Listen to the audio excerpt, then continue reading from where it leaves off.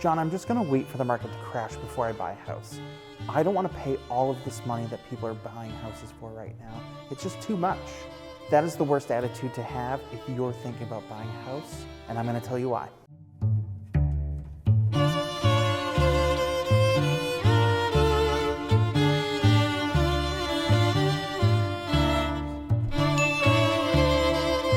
So I'm going to do a little series about frequently asked questions or things that I hear on a very regular basis, and I'm going to kind of debunk them for you. So today I just wanted to talk a little bit about the thing that always bothers me the most these days is the market's crazy, people are going into bidding wars, people are overpaying for houses or paying over asking price, I should say. They're not overpaying, the market's telling us what they need to pay. But people are paying over asking price for exorbitant amounts of money, and people just see that and they want to wait. They think the housing market's going to crash and they're going to strike it rich and they're going to buy a house and get a really good deal. It's not going to happen, and I'm going to tell you why. So first off, when we had a housing crash in 2005, 6, 7, 8, when that happened, a lot of people were going through weird financing.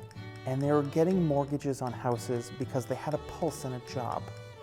That's not happening these days because our country learned from it.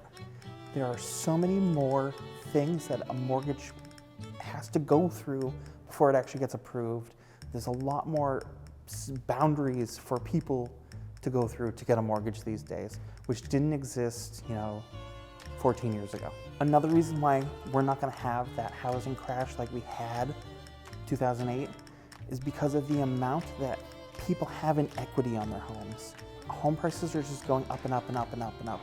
Right now, they're saying that if you bought a home in January of 2021 and you paid $350,000, in 5 years' time, so January 2026, they're saying on average your home will probably be worth $491,000.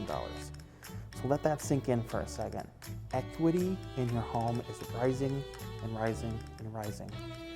They say on average, if you bought a house a year ago now, that you have $56,000 in equity already. Without even doing anything to your house, you already have made $56,000 in equity and, on average in the country right now. Some states are even higher. California is like 100. So you're not even doing anything and you've just made $56,000. That's what some people make in a year. So that's why, another reason why we're not going to have a housing crash like we did before.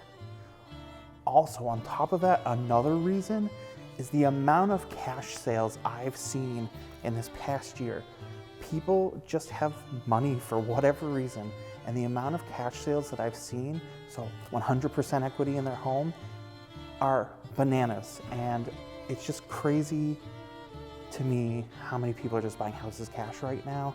And again, that means there's a larger population of homes that have all of the equity that's available to the home. So again, another reason why we're not going to have that housing crash.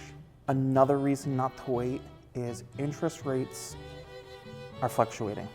There's always that potential that they're going to change.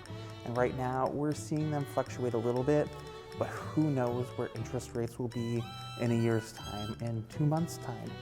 And the last reason that you probably should not wait for a housing crash is rents are actually predicted to go up 7% by the end of this year.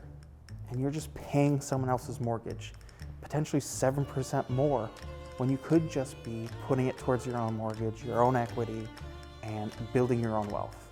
So those are my thoughts on why you shouldn't wait. If you have any questions, you think my reasons are stupid, comment below, fight me, I don't care. But if you have any questions, please feel free to message me, comment, and I'll get back to you and we'll get the ball rolling.